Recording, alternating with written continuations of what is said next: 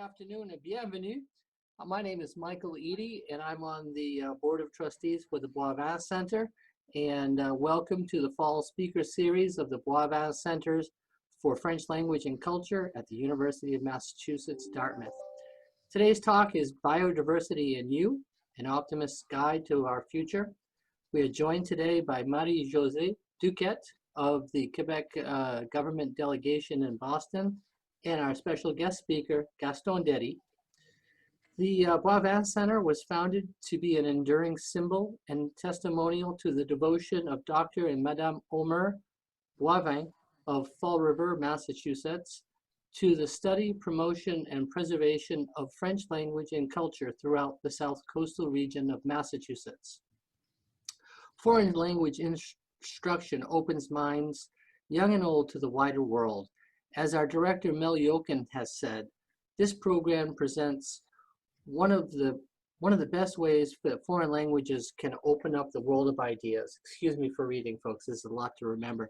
The free flow of thoughts across borders are at the heart of what makes foreign language instruction so vital. I guess that's it. You know, I just wanted to share some thoughts. You know, across southern New England, we do a lot to keep thinking in French. I know myself, the last person in my family who spoke natively, my grandmother died about 10 years ago.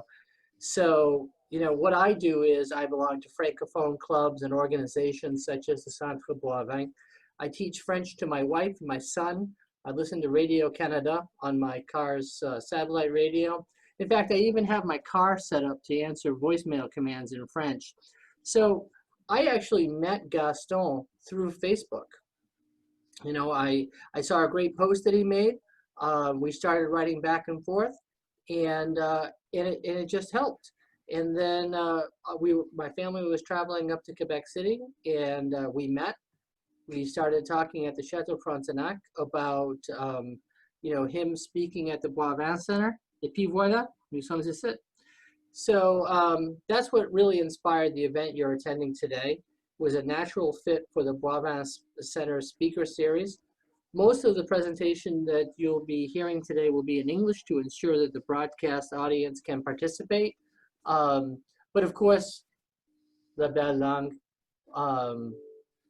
Gaston is undoubtedly going to share some of his beautiful French with us, and that'll be a real treat for all of us here in southeastern Massachusetts. I know I'm always eager to hear the language of my grandparents. We're going to start with Marie-Josée from the Delegation de Quebec, and she's going to talk a little bit about the impact of Gaston's work in the province. Ouais, merci beaucoup. Bonsoir à tous. So hello and thank you to be with us tonight and to listen, Monsieur Gaston Déry. So on behalf of the Quebec Government Office in Boston, I would like to thank Monsieur Michael Eady of the Centre Boivin for putting together this presentation and inviting Monsieur Gaston Déry to speak today. I look forward to deepening the relationship with the Centre Boivin, and I'm very grateful of the opportunity to be with you tonight. So the Quebec government recognized the importance of biodiversity by, for example, funding organizations such as the Nature Conservancy of Canada for the acquisition and protection of natural habitat. In addition to this funding, the government of Quebec has set up the Natural Reserve and Private Environment Program. Thus, an owner can have his property recognized as a nature reserve.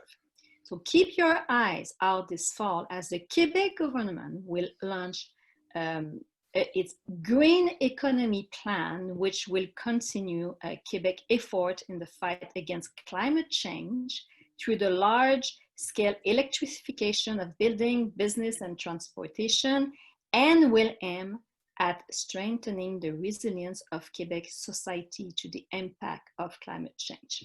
Now, one of the key aspects of resiliency is the protection of biodiversity. And it's a really great honor for me and for the Quebec government to introduce Monsieur Déry, Gaston Déry, tonight. So born in Quebec, Monsieur Déry is recognized for having rejuvenated l'île aux pommes, like Apple Island. So it's an island that has been in the family since 1927 and is located in the Bas-Saint-Laurent region, is in Saint Laurent River. As a result of his effort to help strengthen biodiversity, he received an Environmental Phoenix in 2007, and in 2017, he was made a member of the Order of Canada. He was also the first general manager of the Society for the Protection of Forests Against Insect and Disease. An international speaker, Gaston Déry has been called upon to testify several times about his experience. He is with us today to tell with passion, his story, but above all to talk to us about the importance of biodiversity. So as Gaston told me this week, it is the sum of small actions that have a major impact on biodiversity. So here, it's a great example of the Déry family who have taken positive action of the environment from generation to generation. Donc, Monsieur Déry, Gaston Déry, la parole est à vous. Merci. Merci beaucoup. Est-ce que ça va, Michael, on m'entend?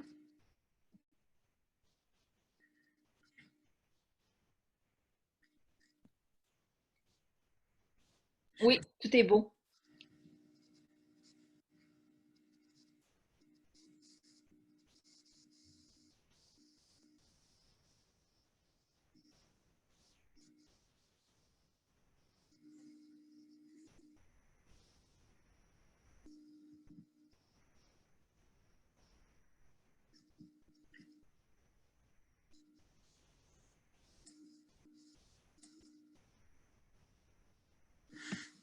Bonjour tout le monde. On m'entend bien. Je suis très heureux d'être avec vous aujourd'hui comme conférencier. Je remercie Michael de son initiative de m'avoir permis d'être votre conférencier aujourd'hui. Et je vais vous raconter une belle histoire. C'est une histoire de famille. And I'm very proud to be with you today. And I begin my talk, Biodiversity and You, an optimistic guide to our future. Well, the first time I gave this conference, it was in front of the most prestigious audience I ever had. Eider ducks. You know what? They were surprised to learn that their nesting area was previously an island devastated by the increased presence of gulls and cormorants. And they were also amazed to learn that their island was restored by the intervention of a human being. They asked me to share the story of their island to encourage other humans to do the same gesture of protection. This is the story of an island, one family, one world. It is the demonstration of the importance of ordinary people to protect biodiversity, essential for mankind on Earth. So now I invite you to make yourself comfortable, to take full advantage of this conference, but just don't get too comfortable.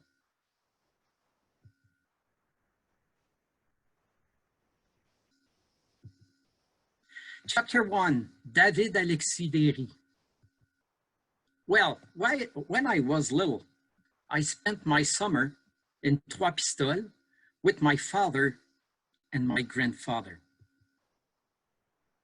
Grandpa would take me by the hand to the shore. He showed me the beauty of the river, of the sea, he called it. He showed me how to differentiate shells, how to predict the weather by the color of the water, and how to recognize ducks by the appearance of their eggs and by their way of flying. Well, you know, my grandpa was really, really someone. He was an environmentalist before his time. Already in the 1920s, he acted to protect the environment. He was one of the founders du Jardin zoologique de Québec. And he was one of the organizations, un des organisateurs of the very first Congress de l'Association canadienne pour l'avancement des sciences, which still exists today. He participated in the creation de la Station biologique du Saint-Laurent à Trois-Pistoles under the aegis of Laval University. 80 years after the creation of the station, scientists from McGill University took several samples from the estuary of the St. Lawrence River to check the pH level of the water. And these scientists compare their result to data obtained by the station in the 1930s.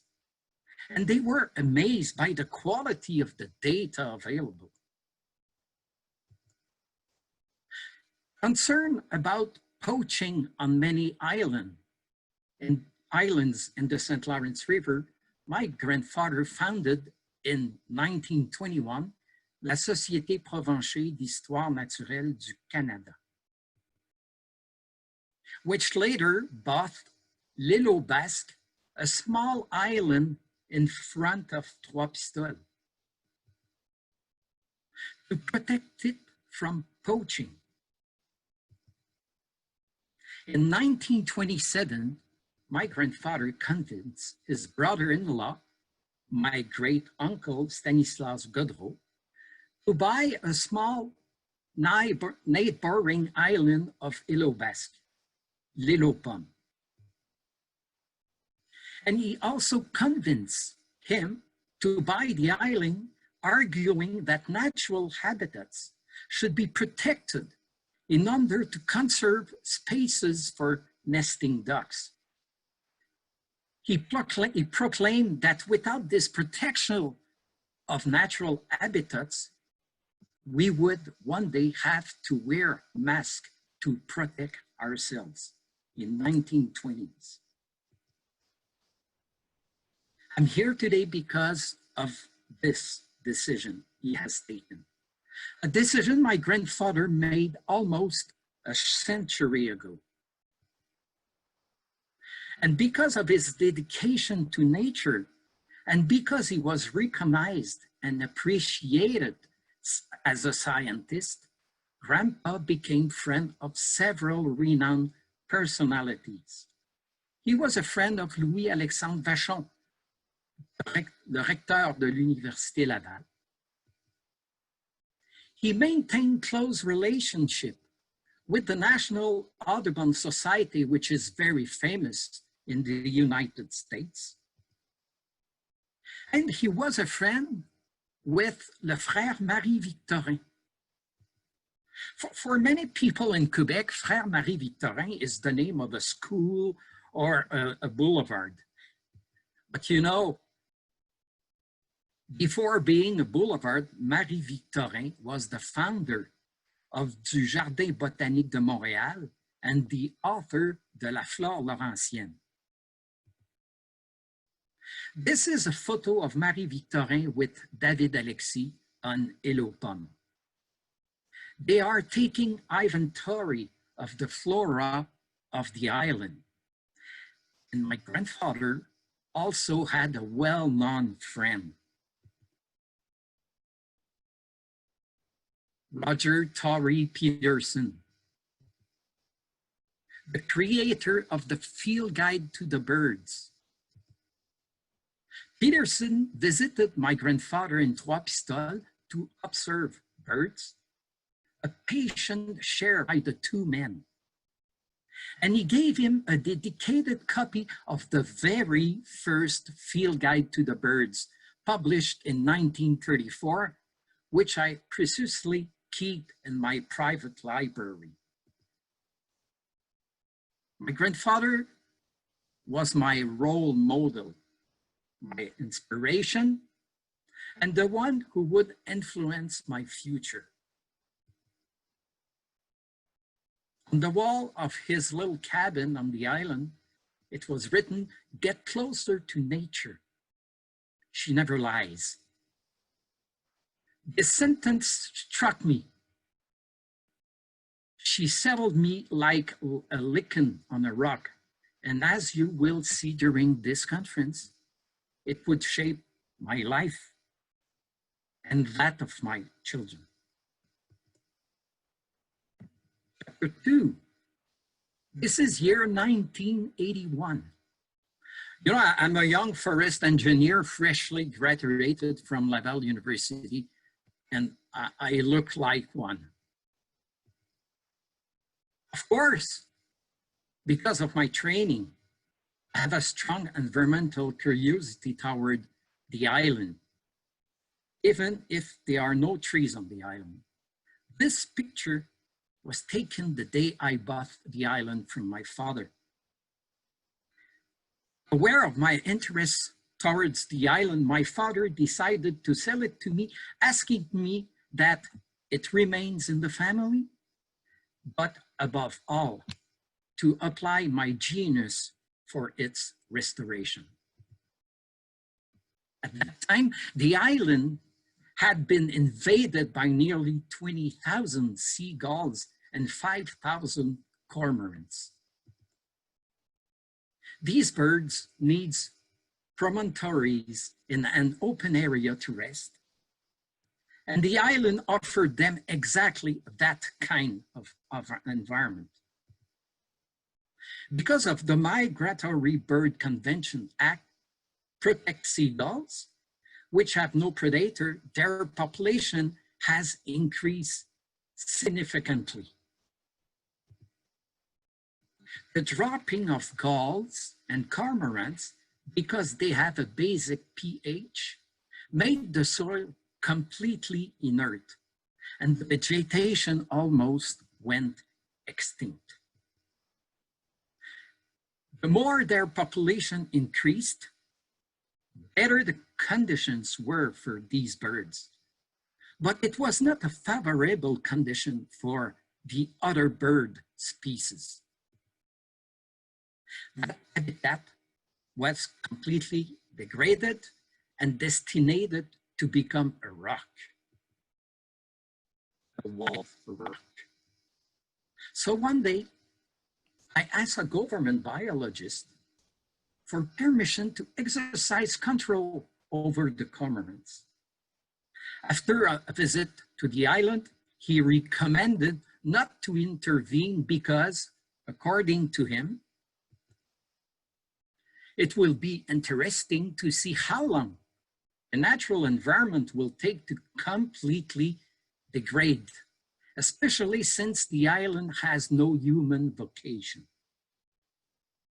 He and I had a very different vision of biodiversity.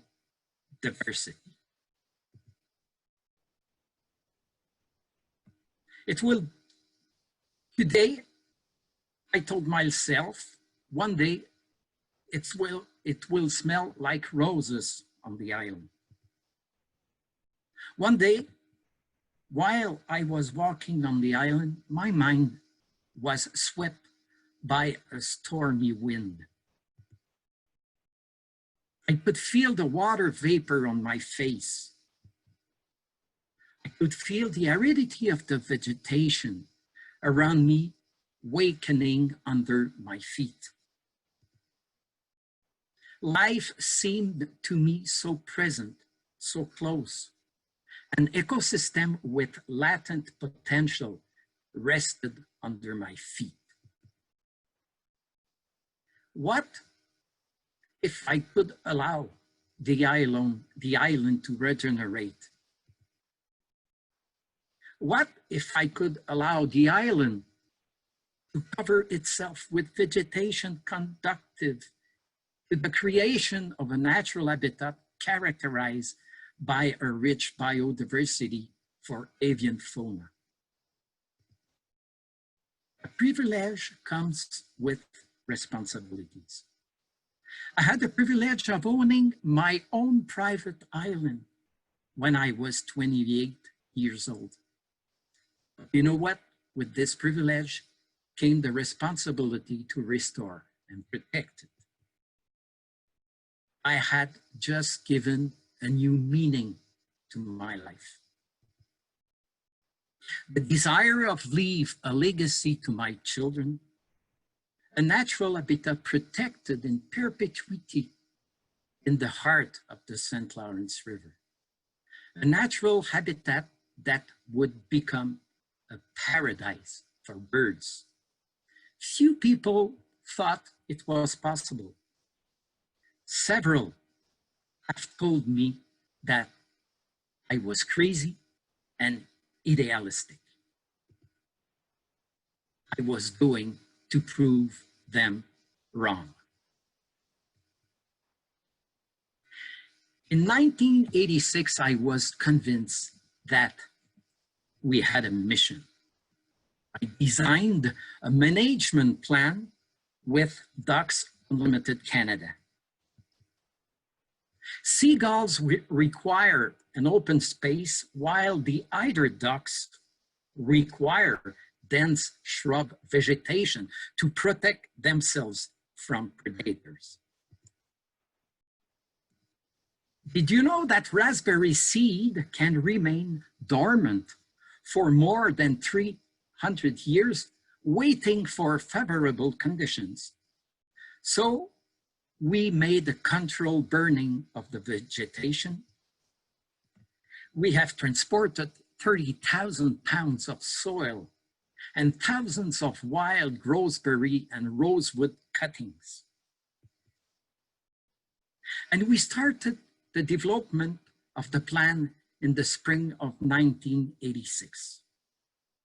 We have manipulated the vegetation that still exists to facilitate natural regeneration. I had greatly participated in this colossal work with my proud parents. This work. Then, later, in 1988, a fox is crossed on the island in winter using the ice, and this year was very rainy. Due to the presence of the fox, no gull nested on the island, and the runoff washed the soil, and the pike resumed its right. The vegetation reappeared. I remember this morning, while I was observing nature, I saw for the first time on the island a song sparrow who was cheerfully singing just beside me. I decoded his message. But it is therefore very beautiful here and welcoming. I will go tell all my friends. From that moment, I understood that all my efforts will bear fruit. And the song of the sparrow was heard. And for the next 30 years, I dedicated my life on this project. Eider ducks, for me, the most beautiful duck. The colony of eider ducks gradually returned on the island with years to nest and raise their families. Each spring, we attend a spectacle of great beauty. Males clad in their finest plumage, courts female with courtship display. Evolution of the eider colony is amazing. This year, this summer, the biologists counted 3,600 females nesting on the island. After a family consultation, we decided to have the Quebec government recognize the island as a private nature reserve in perpetuity. We decided to allow and prohibit activities. There will be never pesticides, never a landing strip, and never incompatible activities for the eider and the biodiversity. When I received the confirmation from the government of Quebec that the island was officially a private nature reserve, I was happy as if I had just won the lottery. But my wealth was quite different. An habitat protected in perpetuity for eiders and hundreds of migratory birds. And the collaboration initiated by my grandfather with the science continues. Each year, La Société du Venard and the Canadian Wildlife Service of Canada reach the island in spring. The scientists conduct an inventory of eider ducks, collect samples, and fix rings on hundreds of ducks. They will also harvest eider down using a scientific method. The funds generated are exclusively for the protection of the island. This is an example of circular economy. Today, a natural habitat with more than 135 bird species, a colony of nearly 10,000 eiders on the island during spring, and many thousands of birds of different species migrating by the island. The belugas live with their calves few miles behind the island, and thousands of people will admire the whales. These pictures was taken this summer. You know what? The small island contributes largely to the biodiversity of the St. Lawrence estuary.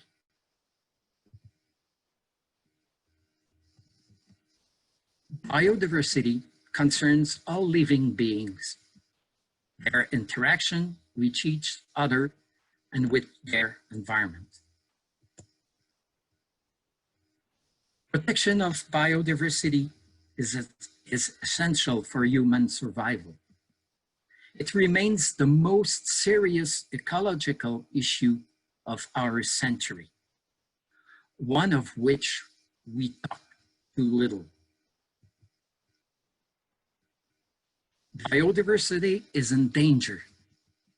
It poses the greatest threat to human survival on Earth, according to the United Nations Biodiversity Expert Group. It is not too late to act, but only if we start doing it now by effecting transformative change in our society to slow down the drivers of biodiversity loss, which threatens humans at last as much as climate change. There's only one species responsible for the COVID-19, pandemic, us. As with climate crisis and biodiversity loss, recent pandemics are a direct consequence of human activity. Group of biodiversity experts have warned that future pandemics are looming if humanity does not stop its rapid destruction of nature.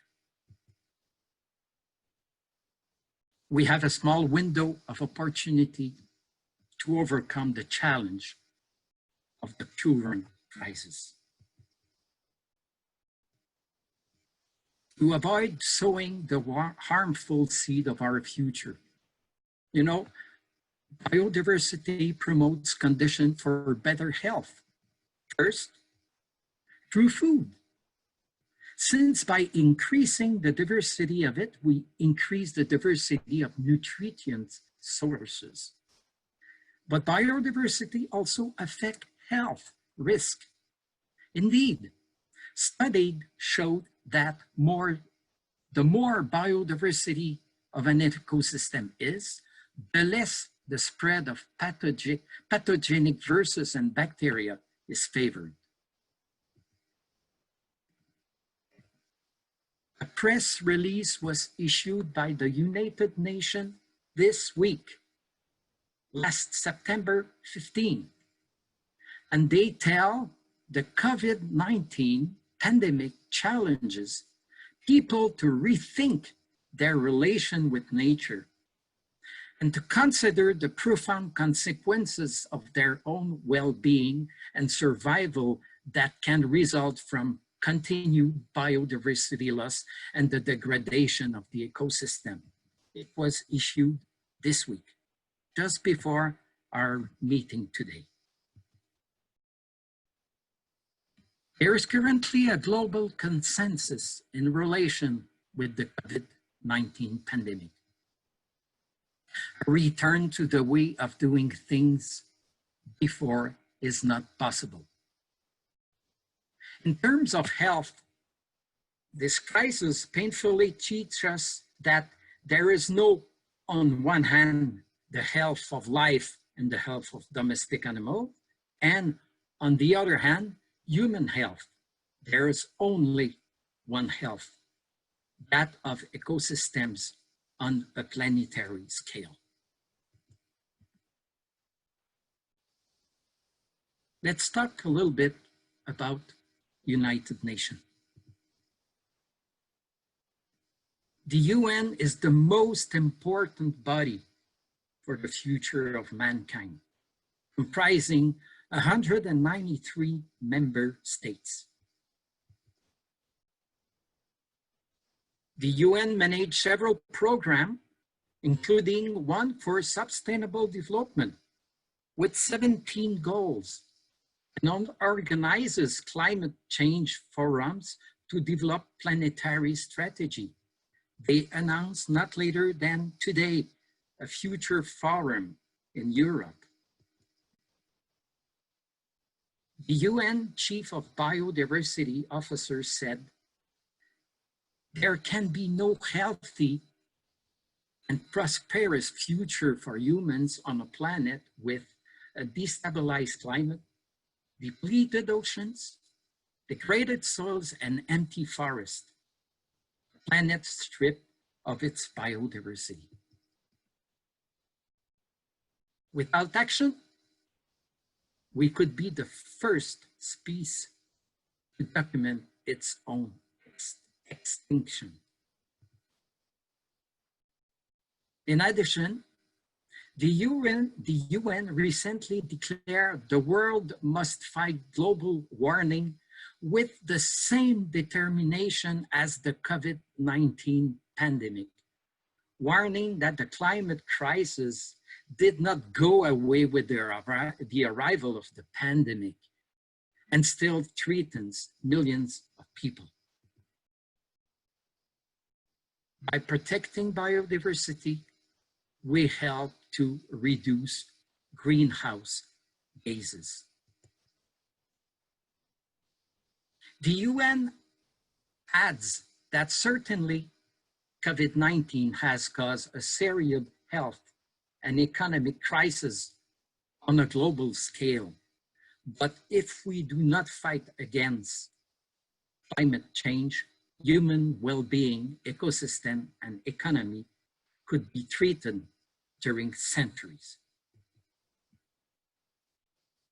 The UN declared that as a previous economic crisis has often been followed by a recovery accompanied by much higher growth in carbon emissions, it calls for the establishment of a post-pandemic recovery plan promoting greener growth.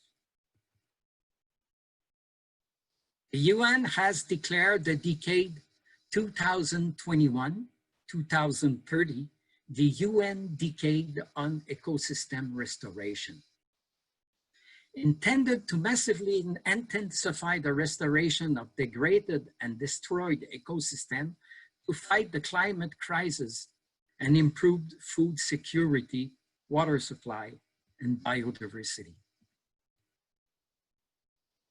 Ecosystems are degrading at an unprecedented rate.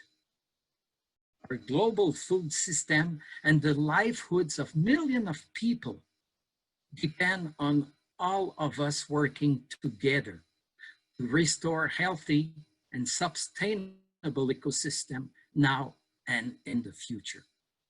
The UN must take advantage of this decade to concentrate effort to ensure that the protection of the biodiversity becomes a priority planetary issue.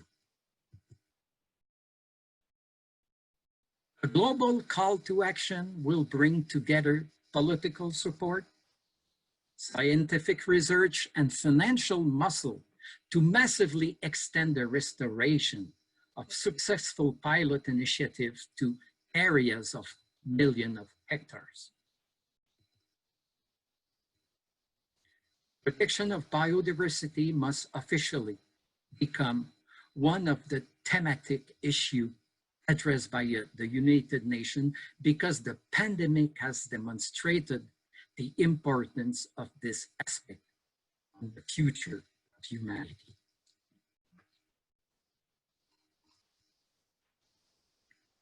I have a proposal for the United Nations. I believe citizens have great powers.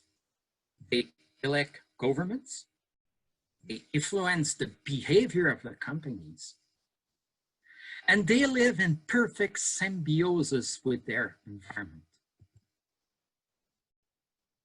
The United Nations must play a decisive role in the post-pandemic period because by protecting biodiversity, we protect life on Earth.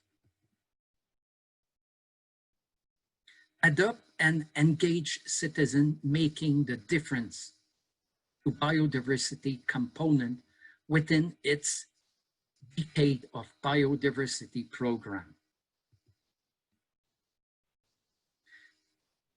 I propose that the United Nations adopt, within the framework of the decade, a committed citizen component by identifying for each member country citizens who make the difference in the context of the protection of the biodiversity.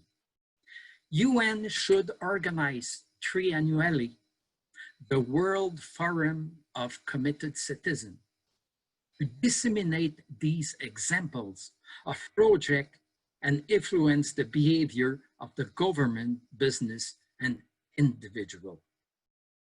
The sum of the small things are greater than one big things, and the citizen can play a major role in this pattern. Do you know Martha? Martha was the name of the very first Lady of the United States of America. She was George Washington's wife. It was also the name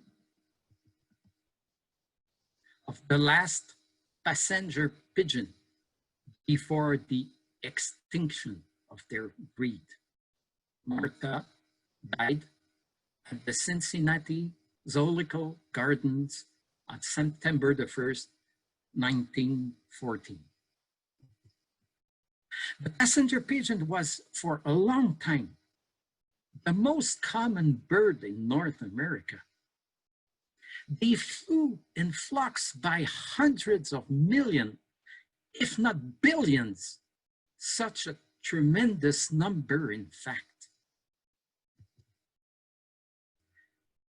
They would blot out of the sun for hours at a time. In 1813, John James Audubon described a migrating flock in western Kentucky as an eclipse that obscured the midday light. So what happened? Well, we did. We hunted them to extinction. You know, 100 years ago, maybe we could not prevent the extinction of the passenger pigeon. But this is an example of extinction of hundreds of species since many decades because we didn't take care of the biodiversity. I have a question for you. Can the love of men lead them towards the destiny to protect natural habitats, to protect the biodiversity?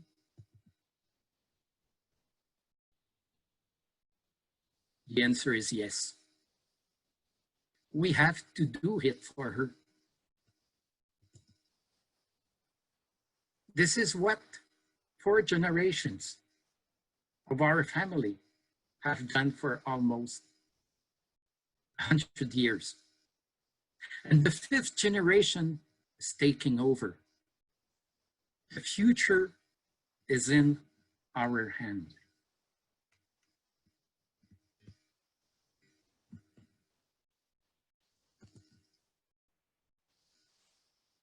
Nous partageons cette volonté de protéger la magnificence des milieux naturels afin que les générations actuelles et futures puissent à leur tour faire l'expérience de l'émerveillement, de la sérénité et du bien-être que la nature sait nous offrir.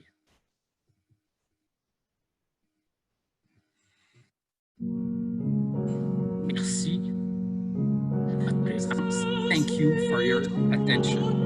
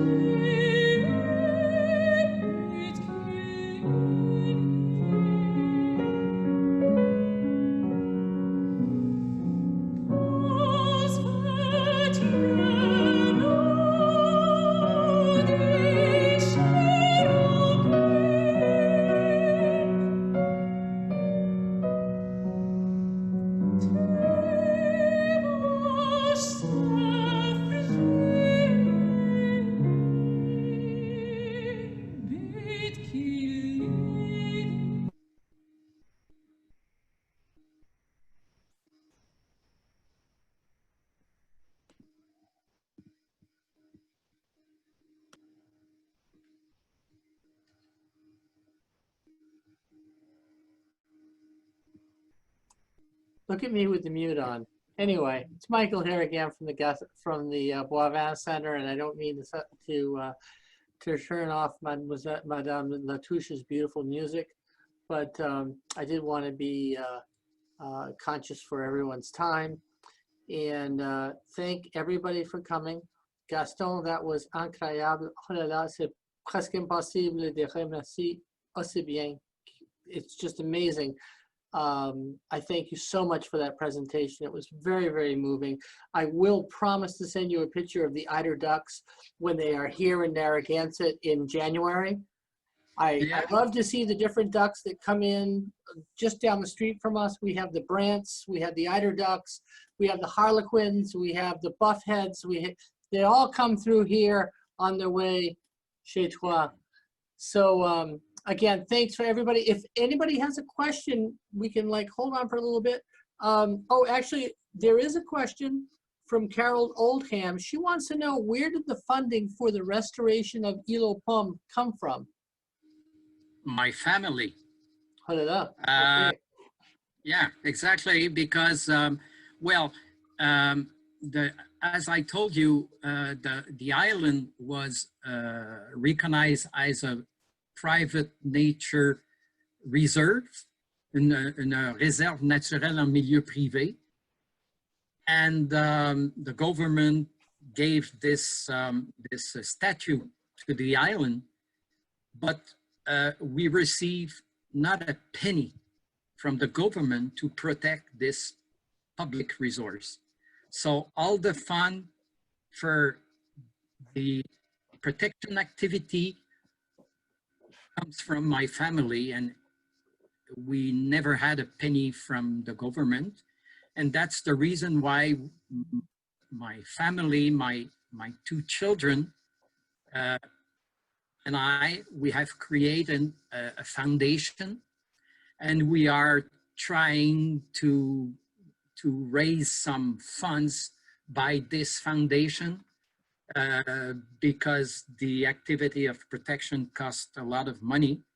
You have to understand that to go on the island, you need a boat, you need a wharf, you need infrastructures, and we have made it because we had the feeling that that's what we had to do, because as I said on the conference, when you have a privilege, you have a responsibility, and that's the way we have seen it. So if you want to know more about the foundation, you can go on the website of the foundation, and the name is ileauxpommes.org, O-R-G, and this is it. Lovely. Thank you so much. And I'd like to thank everyone for their time. This was such an inspiring story. And stay tuned. We may be doing this again in the beautiful language of French. So, attends. And we hope to see you soon. Bye-bye. Let's see if I can do this correctly.